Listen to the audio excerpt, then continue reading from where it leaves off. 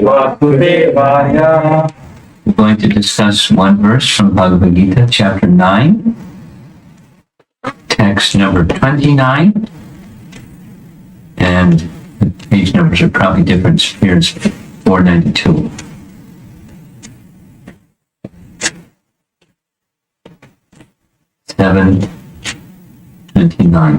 We discussed yesterday evening 727.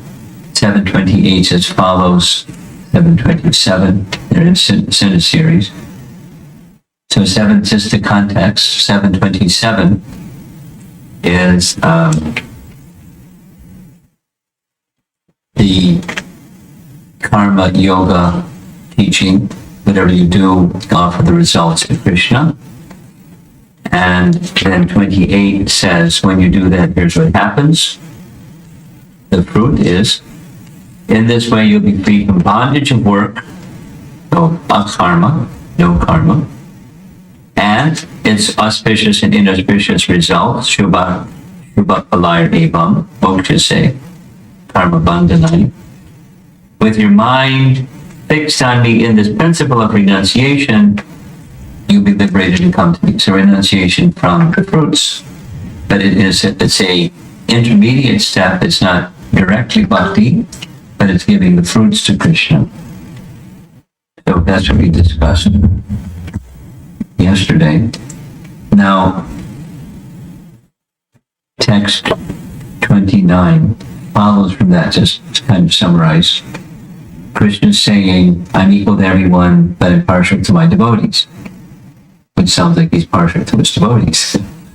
And partiality is a fault. It's a dosha. So it's an important topic. And, sometimes it gets discussed from time to time in Bhagavad Gita study groups. Is Krishna partial or impartial? Or is he both? He is sometimes partial and sometimes impartial. The answer is quite simple, but it follows from the previous two verses. So let's chant the verse together a couple times. Samoham sarva bhuteshu name dvesho stina priyaha ye bhajanti tamam bhaktya vaiteteshu chapyaham samoham sarva bhuteshu name dvesho stina priyaha ye bhajanti tamam bhaktya vaiteteshu chapyaham. I envy no one, nor am I partial to anyone. I'm equal to all, but whoever renders service unto me in devotion is a friend, is in me, and I am also a friend to him. But, two, it's a Sanskrit term, it's an important word. Purport by Srila Prabhupada. One may question here, if Krishna is equal to everyone and no one is a special friend, then why does he take special interest in the devotees? We're always engaged in the transcendental service.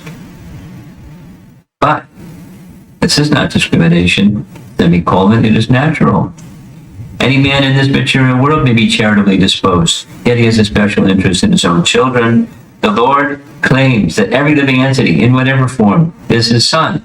And so, he provides everyone with a generous supply of necessities of life. It's just like a cloud which pours rain over all over, regardless of whether it falls on rock, or land, or water. But for his devotees, he gives special attention. Such devotees are mentioned here, colon. They are always in Krishna consciousness, and therefore they're always transcendentally situated in Krishna. That's from the previous verse. The very phrase, quote, Krishna consciousness, unquote, suggests that those who are in such consciousness are living transcendentally situated in him. The Lord says here distinctly, Maite, they are in me. Naturally, as a result, the Lord is also in them. This is reciprocal. This also explains the words ye tamam prapadyante tam satai prapajamyaham. Whoever surrenders unto me proportionately, I take care of him. This transcendental reciprocation exists because both the Lord and the devotees are conscious. When a diamond is set in a ring, it looks very nice. The gold is glorified, and at the same time the diamond is glorified. The Lord and the living entity are eternally glitter. Nice point. And when a living entity becomes inclined to the service of the Supreme Lord, he looks like gold. The Lord is diamond. And so this combination is very nice. Living entities in a pure state are called devotees. The Supreme Lord becomes the devotee of his devotees. If a reciprocal relationship is not present between the devotee and the Lord, then there's no personalist philosophy. In the impersonal philosophy, there's no reciprocation between the Supreme Lord and the living entity, but in the personalist philosophy, there is.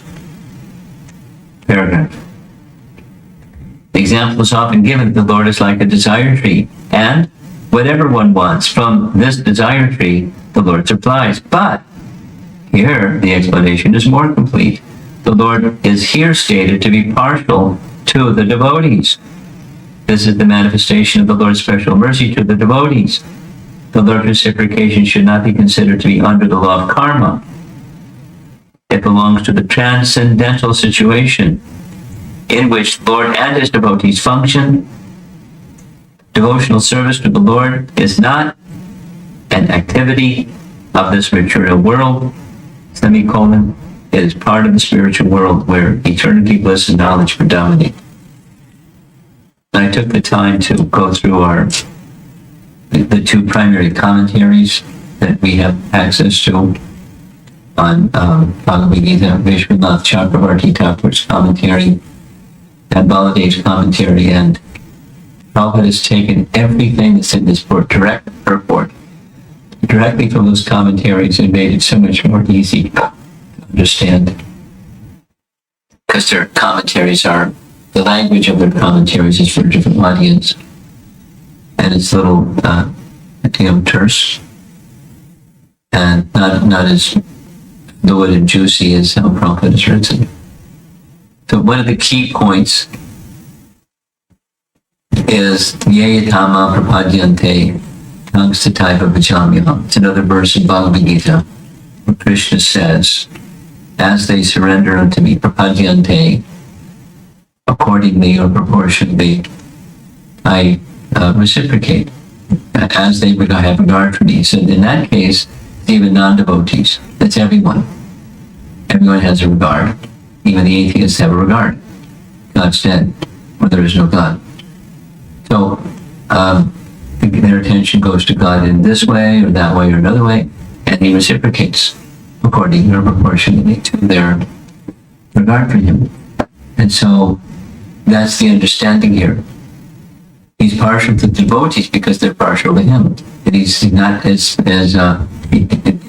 those who are indifferent to him, he's indifferent to him. At least through prakriti, it's not, it doesn't extend the same personal care because they want to be left alone. They want their independence. And so they can't be independent. They have to be dependent on something. So it's the prakriti, and prakriti moves according to their karma. Then comes this little comment. Wait a minute. If bhakti arises from karma, then the Lord is being partial to the devotees. And the answer is no. That's a misunderstanding. Bhakti doesn't arise from karma. Bhakti arises from bhakti. Those who have bhakti transmit or inspire or awaken bhakti within the jiva, and then bhakti comes out. Not karma generated. So there's the external potency, and there's the internal potency.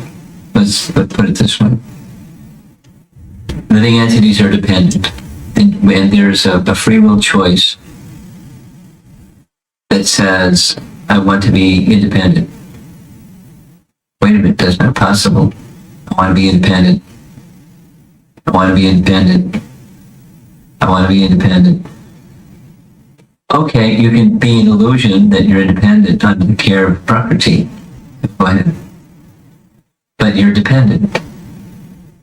Even when you're under Prakriti, you're at every moment dependent on anything and everything. Then there's another position, that is, I want to be dependent, so the internal potency is active. So the position sometimes is described this way. It's an interesting way to look at it. The first half of the verse, he's equal to everyone, is the Paramatma feature. And he's partial to devotees, is the Bhagavan feature. Because if they're turning towards Krishna with loving service, loving mood, that's Bhagavan. And he reciprocates as Bhagavan. And if they don't have regard for him as Bhagavan, okay. And then he grants their desires and their deserves according to their regard for him. The karma. And then karma has its just rewards and punishments. Or that they feel the sada sadyoni janmasu, good fortune, ill fortune comes from good karma, bad karma. But then over to the other side again, those that are engaged in bhakti, karma isn't active anymore. So what's active? The internal potency is active. And the internal potency is for those who want a service and loving service relationship with Krishna, and that's all. So then he's partial.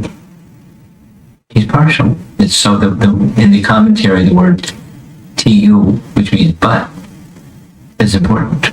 It's a change of the transition from one but something else. They're not in contradiction. The example given in the purport here is rain. Rain falls equally everywhere. Rocks, land, rivers, ocean, lakes, anything, any place, rain just falls. It's not partial where it falls.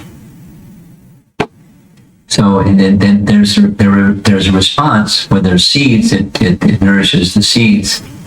Anyway, it has its effect depending upon where it falls. But it's not the rain is partial. In Queen Kunti's prayers, I just completed discussing this several times recently. In Queen Kunti's prayers, there's she says many things about people don't understand you, and they have different opinions about you. Some say this, some say that, some say the other thing. And one of the things that people say is that you're partial. But it's not true. It's text 29 in Canto 1, Chapter 8. Some people say you're partial, but actually you're not. And then the explanation is given. In this case, it's the sun. The sun shines equally everywhere.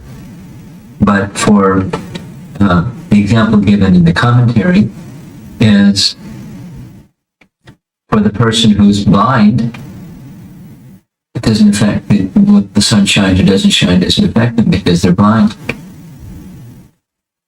And the person who's a thief, it's bad. The sun shining, so when the sun goes down, that's good. It's better for their stealing at night when people can't see. Or for the owl, he closes his eyes during the day and has his eyes open at night. Or the Surya Kant gem is mentioned. Surya Kant gem is a gem that not just reflects light of the sun, but it absorbs and gives off light like the sun gives off light. It's a special kind of gem. So it derives its light from the sun and then shines like the sun. And the Chakravaka birds, they like very much because at the end of the day now they can go and do their bird thing. So the conclusion is the sun's the same sun shining everywhere or not shining, and they're different receptivities to that sun. So that's the I'm equal to everyone. Samaham Sarvabhuteshu. He is equal to everyone. But those who are devoted to me, they're in me. I mean, that's their disposition towards Krishna. And then Krishna is like me, is like them. And I am in them. They're a friend to me and I'm a friend to them. He's reciprocating with their regard for him. And that's natural. So is he partial or not partial? He's not partial, but he's partial. Or it appears to be. In one sense, it appears to be partial, but actually he's just reciprocating with the regard that others have for him. So it's an expansion of that earlier verse. It connects with the previous and then the next verse. It's a good bridge verse. The previous verse is, those who do karma yoga, whatever they do, they offer to Krishna. The fruit of that is they become free from the material, Shubha and Ashubha, auspicious and inauspicious activities. That is to say, their mind then becomes purified, because a mind that's not purified is a mind that's attached to what? Attached to being an enjoyer of something. And if you're no longer attached to the concept of being the enjoyer of something, what's consciousness is left? It's Krishna consciousness. You're attached to Krishna. Or say in reverse. The obstacle for being attached to Krishna is being attached to being the enjoyer of something that's not meant for you to be the enjoyer of. It's meant for Krishna to be the enjoyer of. Accepting that consciousness through karma yoga, then one's mind has become purified and one's mind is situated in him. And then comes this verse, those whose minds are situated in me, that's because they have devotion for me. And I'm very kind to them. Sridhar Swami writes in his commentary, and it's mentioned in our Acharya's comments, Krishna is the devotee. Krishna becomes the devotee of his devotee, which is something the Prabhupada says here. The devotee is reciprocating with Krishna's devotion to his devotee. They become, Krishna likes to be the servant of his devotee. He doesn't like to be the servant of others. He likes to be the servant of his devotee. He likes to reciprocate with his devotee. And he reciprocates with the non-devotees too, according to their regard for him. And so it's to worldly people, it sounds like a lot of double talk, or it's a mystery that has no solution. But it actually has within the bhakti realm, it has a solution. Or one will not understand Krishna without bhakti. One will understand Krishna only through bhakti. And the example of a father or parents, mother, natural. They're charitable towards others, and they're particularly charitable towards their children. And that's natural. You'll fault the parents, you're more disposed towards your children. So all living entities are God's children, and there's some that are favorable towards God and some that are not. So God is favorable towards those that are favorable towards Him. Prabhupada gives this example. Supposing there's parents that have many children, and they have affection for all their children. And amongst all their children, one child is particularly affectionate to them. And so they naturally reciprocate the affection with that child that's particularly affectionate to them. There's no fault in that. It's natural. They're feeling a reciprocation mode with that child that's particularly affectionate and dependent upon them. Natural. Not a fault. So because that's the question that arises with this verse. Hey, wait a minute. It's two questions. This is a contradiction. Is he or isn't he? Is he impartial or is he partial? And the second is, if he's partial, then it's a fault. God's not supposed to have faults. And he says, he's partial. So, let's see. You're worshiping a God that has a fault. So that's the answer. It's he reciprocating according to the regard that others have for him. Naturally. And that leads into, it's a bridge into the next. You know, what if somebody does some really bad stuff? Not really bad stuff. Sudurachan. What's his regard for that person? He considers him saintly. Why? Vajate Mamanandibha. Because they're engaged in unavoided devotional service. And he'll correct the bad.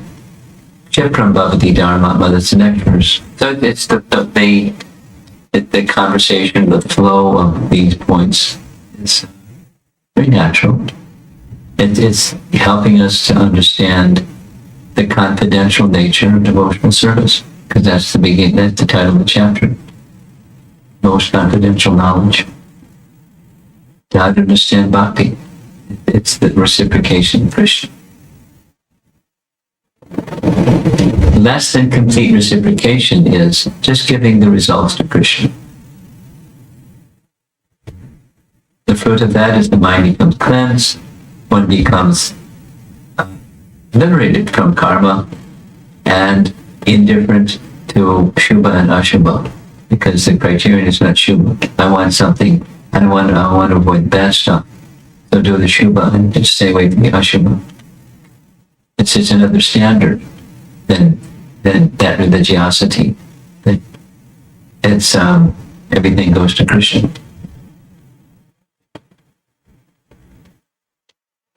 And then there's the consciousness, and then how Krishna reciprocates. And even if they do some big mistakes, Krishna considers them saintly, and he's advising us to consider them saintly. Sadhuri Samanta.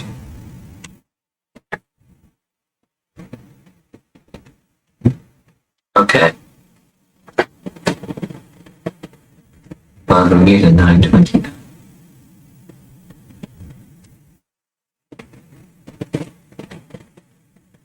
Any discussion? Well, you were talking about doing 50 prayers. Yeah. And related to this, I have a question. There was a question in there. Deserve and desire. Deserve and desire. Right. So what does that mean? Do we desire first, then deserve it, or we deserve first, then desire? Say the punchline again, not the whole thing. It says in Kunti. In Kunti's prayers, deserve, don't desire. Yeah, deserve or desire. So my question Deserve was, or desire? deserve or desire? Or desire. No. So do we deserve first, then desire, or we desire first, then deserve? That's the question.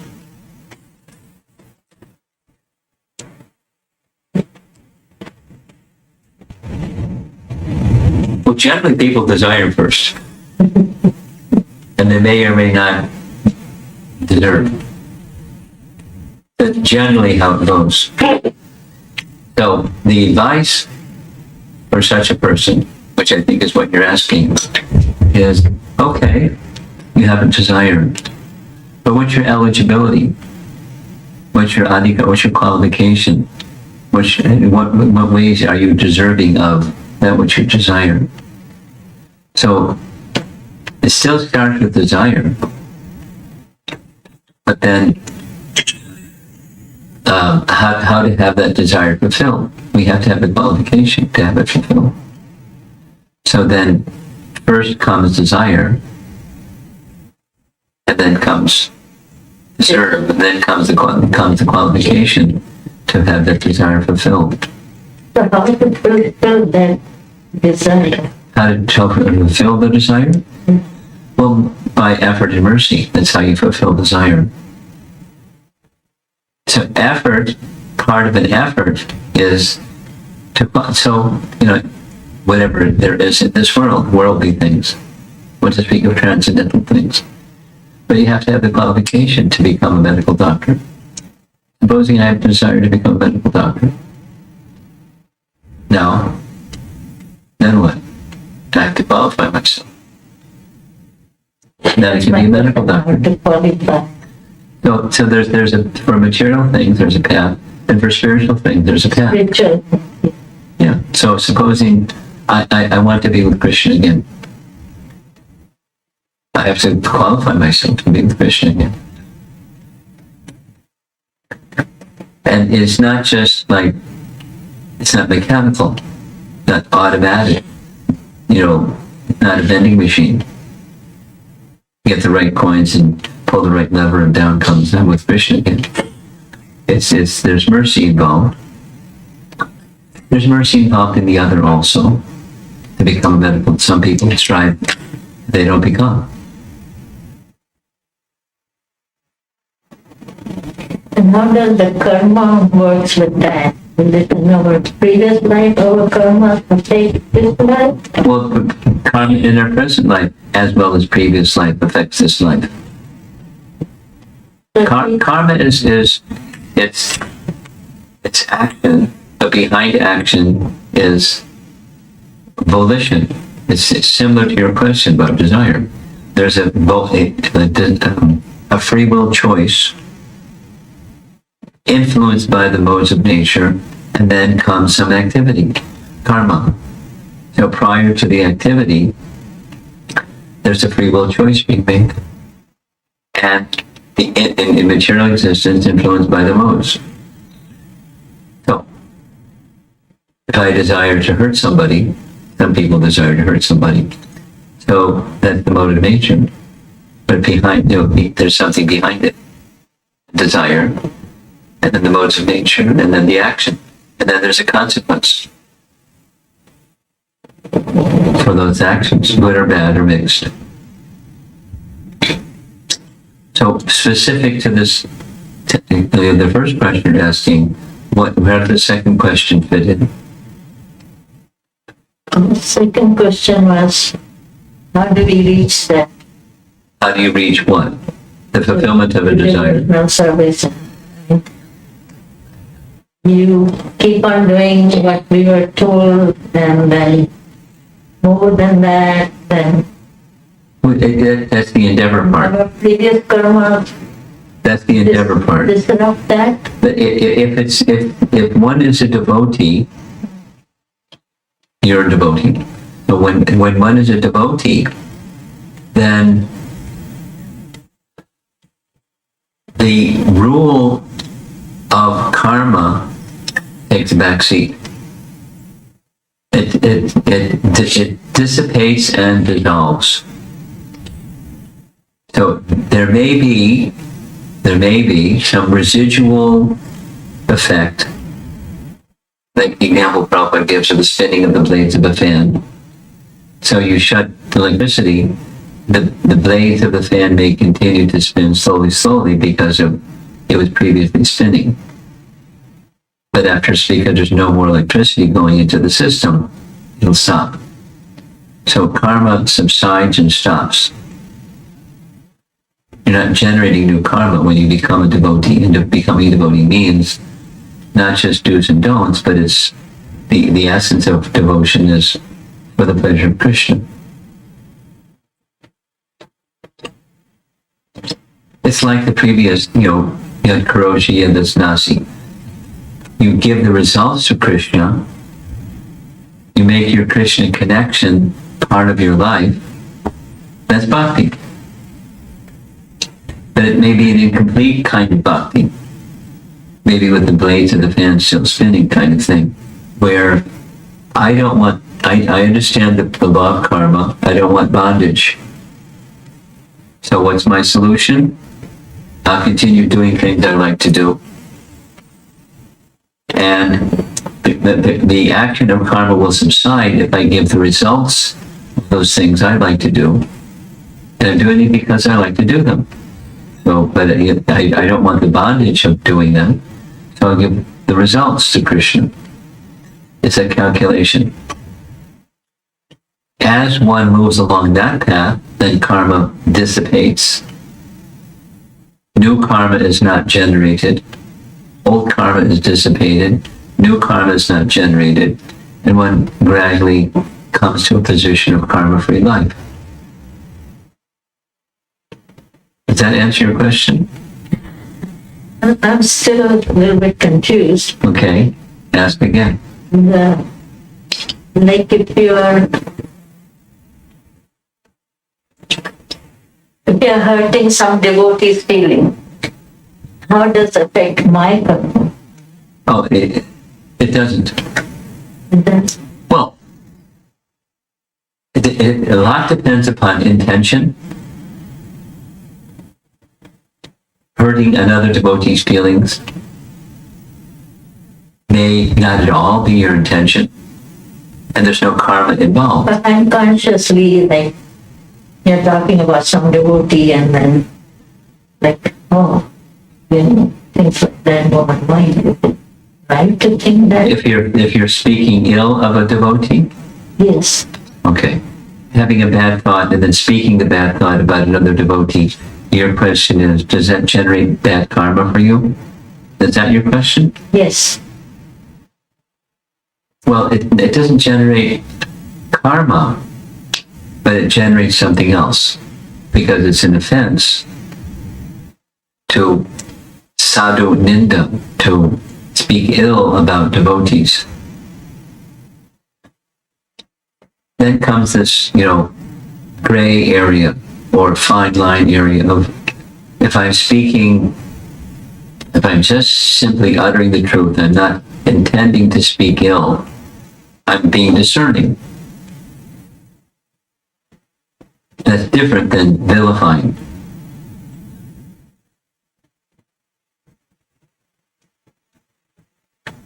Intention is very important.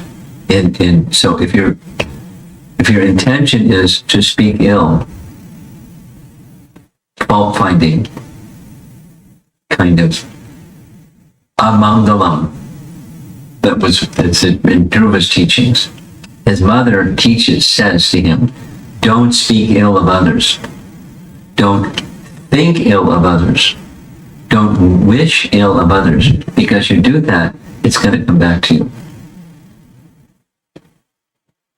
That's karma. It'll come back to you.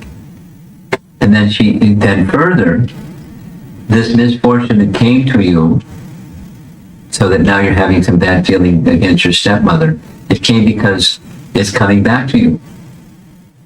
You hurt someone. No. Then comes, someone may feel with a misunderstanding of your words or your intentions or your actions, and it happens. We were discussing this in at Texas A&M Friday evening. You may do something that you go out of your way to do a kindness for someone, they read it the opposite. We've all experienced that. Your intention is not to hurt somebody. But you're speaking specifically of, you're in a conversation with somebody and you're saying something bad about a devotee. Is that going to... Even if it is not devotee, it's just a person. Person, yeah. Well, everything depends on intention. Supposing, what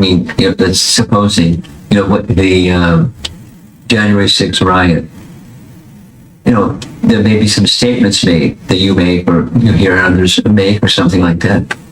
That's lots of people saying something about it. So if you say something about it, what's the intention? It's not going to change the situation.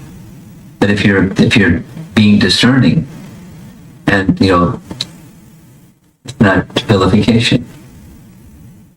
The people, there should be justice for those things that those people did. They feel they were right, and the others feel they weren't right, and then it goes on. So, if you're making a statement, maybe you take something that's more in our bhakti life.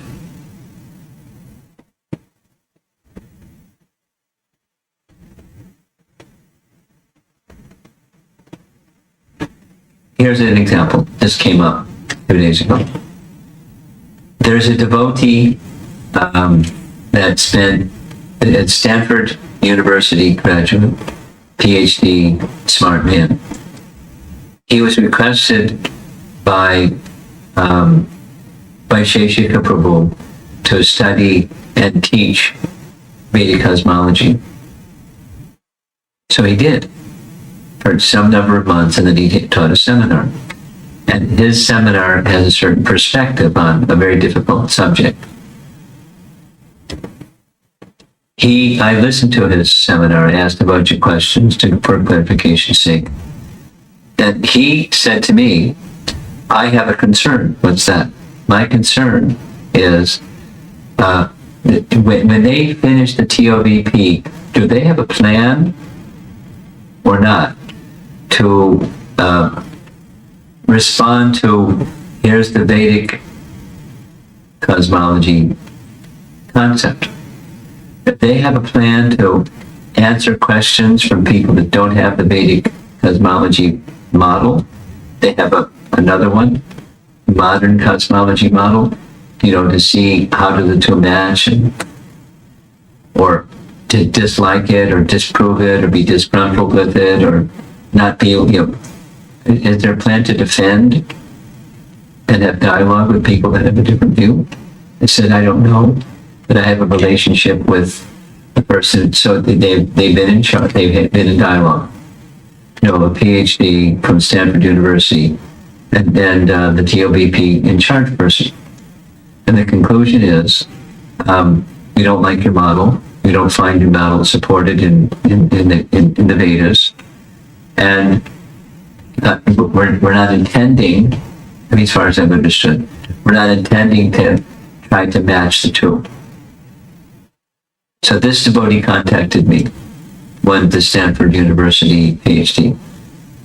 What do you recommend? Because I'm concerned. Okay, they don't like the model, but I'm concerned that when this gets the eye of scholars, so he's not finding a fault. He has concern. He's not interested in proving himself right and they're not right or something. He's concerned with the integrity of the whole purpose. But he understands the purpose. It has to be able to withstand persons that have other points of view than the Vedic cosmology model. So we had some discussion about it. I said, I understand your mood, and I understand the TOVP in charge person's mood, and you need to dialogue. But the purpose is not I'm right, you're wrong. The purpose is the integrity of the Vedic model. If it can't be responsive to other points of view, then it seems to me you're inviting disturbance instead of being prepared. Do they have a plan? Because that was the starting question, and he doesn't have an answer yet. So continue the dialogue. So the intention is not you people don't get it, and I get it. So let's listen to me. So it's not like that. There's other examples. In the world, there's personalities that are different, and they have a different way of seeing the same thing. Now, what happened? How do you work that out? When two people, or more than two people, see the same thing in a different way. It's right in Queen Kunti's prayers also. It's right in Dhruva's prayers, or Dhruva's teachings. So the Vedic model is seek to understand and reach a conclusion. So if the goal between yourself and another person is there's a difference of view, so you don't criticize the person. And you're not just trying to defeat the other view. You're seeking truth. So that's an elevated mode of living, but then it's not in the realm of offense. It's not in the realm of karma generating. Cultured people know how to communicate like that, and most people aren't cultured. And so they bash I'm right, and just ask me and I'll tell you I'm right, and I'll tell you why I'm right. And don't ask me to look at something other than my view. Anyway, there's different ways of interacting when there's differences. There's a Vedic way.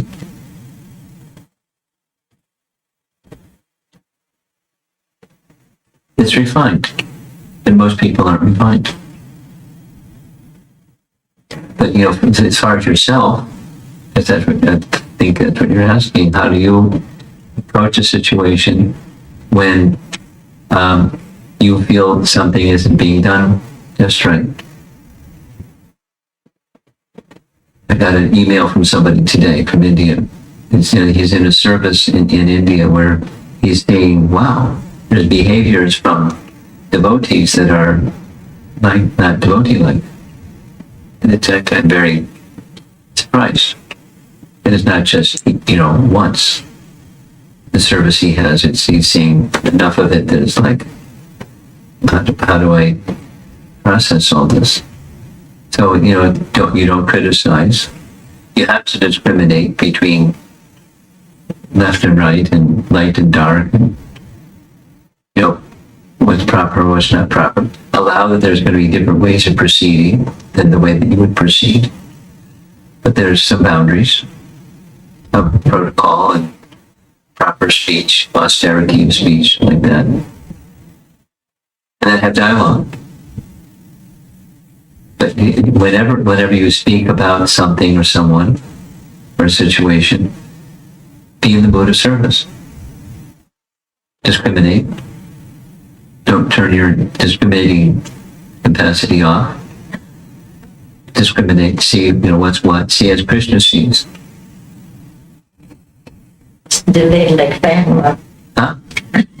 Turning off is delayed like a fan turning. Yeah, it'll still spin. The protection is the mode of service. Because even if you're not on mode of service, the mode of proper speech about a situation, Krishna will correct it. When one has that regard of wanting to please Krishna, and back to 7.28 Bhagavad Gita, whatever you speak, let it be for Krishna.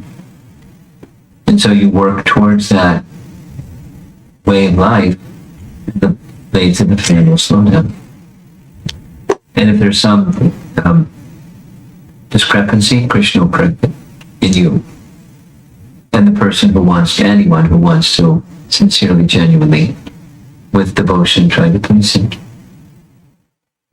That's our protection. Bhakti is our protection. Yeah. A question on online. How do we know that Krishna is happy with me?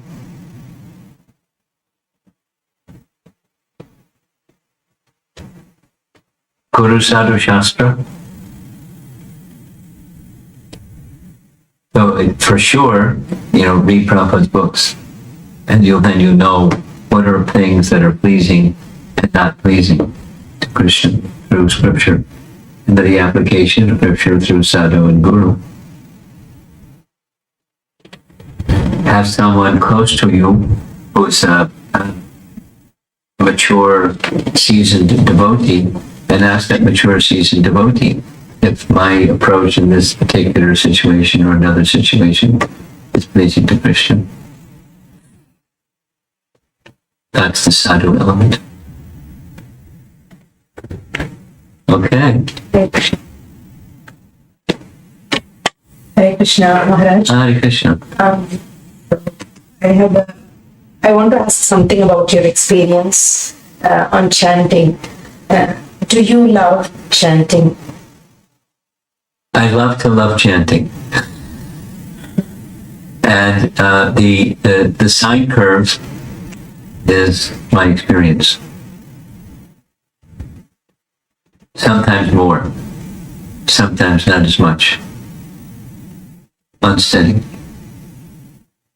So when you are feeling happy and you are chanting, do you feel very blissful, and do you see God at some point that, okay, I'm experiencing God right now? That kind of a feeling. Not exactly. I feel a connection for sure. But, I guess it's maybe language, but you're feeling connection. And, connection means all of what Krishna is coming my way, or coming our way.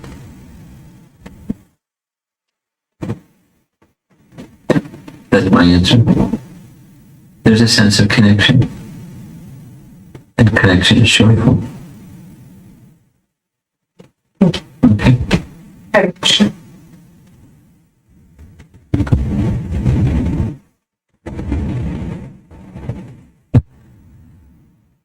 Krishna Maharaj. Hare Krishna. Maharaj, my question is, we are grahasthas, we are in thick of life, where we do every day, that's our work, take care of house, go to work, take care of children and stuff. So, is there any recommended timeline or anything like that where we can switch to, from daily taking care of this stuff, like, to being more surrendered to Krishna, or like take sannyasa or something like that? Well, sannyasa isn't. One can be surrendered to Krishna without taking sannyas. One can be grahastha sannyasi, so to speak. And that's Prabhupada uses that phrase. And the grahastha sannyasi is one who doesn't seek proprietorship of things, but seeks service to Krishna. And then they follow the standards and guidelines for grahasthas, and that's grahastha sannyas. So it's just like this Yad Karoshi Yadasnasi verse, that it's a type of renunciation.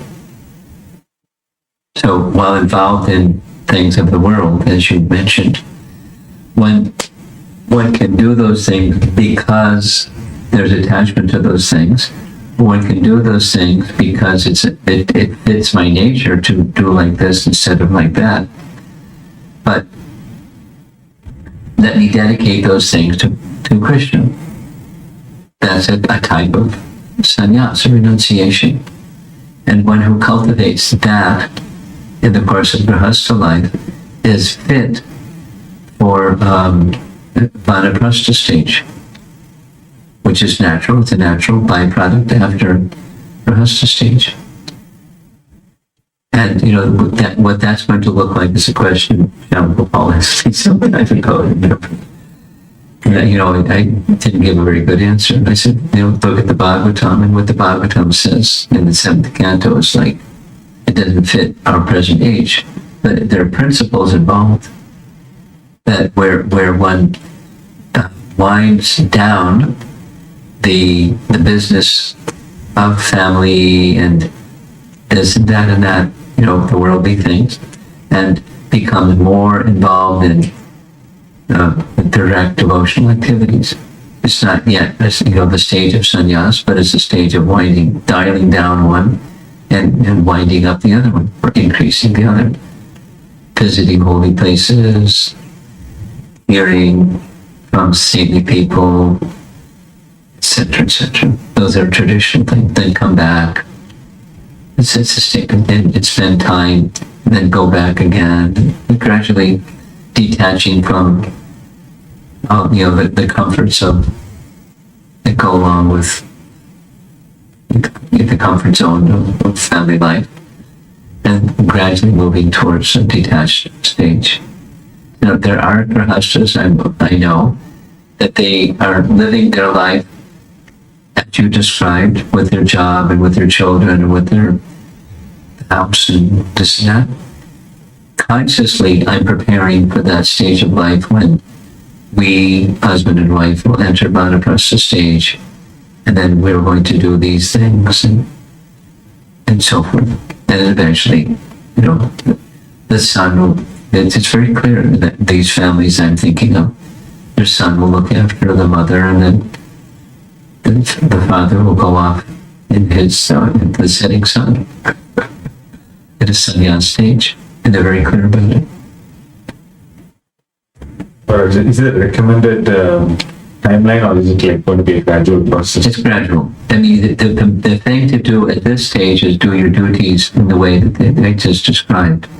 You know, the way the Bhagavad Gita describes. Do, as Krishna is indicating to Arjuna, perform your prescribed duty and always think of me, and how to always think of Krishna. When you're absorbed in material things, if you're attached to those material things that you're absorbed in, the thought isn't going to be with Krishna, it's going to be in those things. And the adjusting and the complications and readjusting and anxieties and stress, and then, you know, Krishna's gone. So that it has to, that these principles of detached work, not karma sannyas, but karma pala sannyas, karma pala tyag. That's Bhagavad Gita. That's the preparation for, that's what you do now. The timeline is you start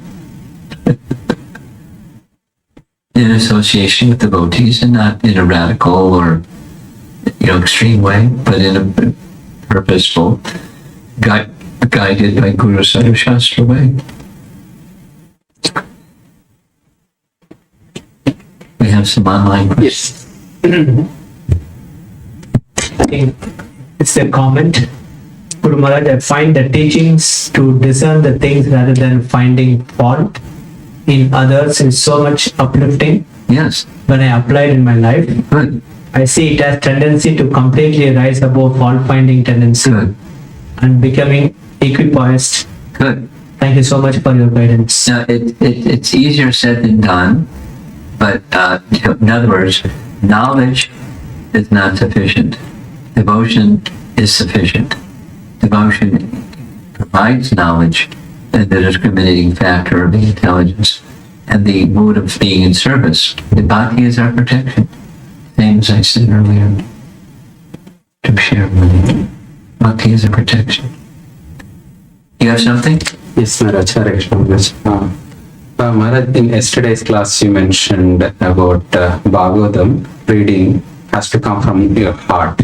That was a very eye-opener for me, not for the sake of knowledge. Could you a little bit elaborate on that? I did it for about 20 minutes, or 10 minutes yesterday. You want to hear it again? Do a rerun. Just about the from the heart part, Maharaj. Okay, well, the from the heart part, there's ask Vamsidhari. There was a whole part of a festival of the Holy Name on the title that was From the Heart. And what does it mean? Because it sounds like that's what you're asking. Yes. There was a whole presentation on that particular question, like, 45 minutes on that question. So he can send you the link and you can listen. In short, it's from Rupa Goswami's writings, Anukulyena Krishna Anushilanam. That's the Sanskrit, is from the heart. So from the heart means that Krishna is to be pleased.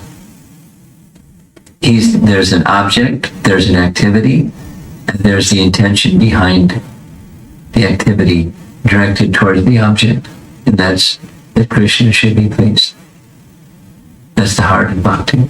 To open the heart is the reading, and it was specific. The question yesterday was about reading in Bhagavatam. The purpose of reading is not so I have more information. You get more information for sure. Not so you get more knowledge. You get more knowledge, that's for sure. But I wish to be closer to Krishna. This is the bhakti principle that protects us and lifts us. Krishna, I'm inadequate in my qualification. Back to this question Shiromani was asking. I don't have the qualification at the present moment to be very pleasing to Krishna. I want to be more capable and qualified or prepared to be able to be pleasing to Krishna. And this is going to help me. That's, you start with that. That's the open the heart. and fill your heart up with knowledge and detachment that will teach me how to be closer to Krishna. Now, it's nice sounding, but if you cultivate it, it becomes your way of life, as opposed to the information gathering way of life that we're used to.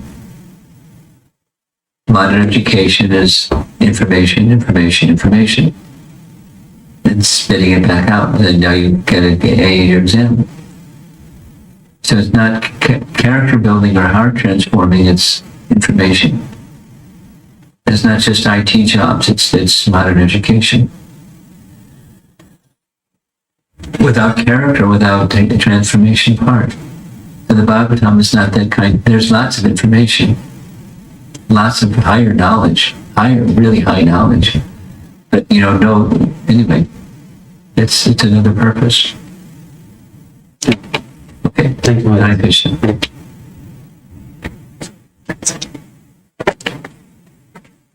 Krishna Padre, you got anything in your magic phone over there? No?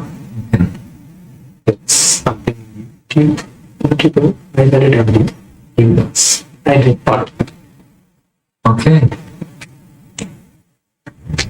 Okay. Srila Prabhupada ki. Yeah, yeah. It's very nice, Maharaj.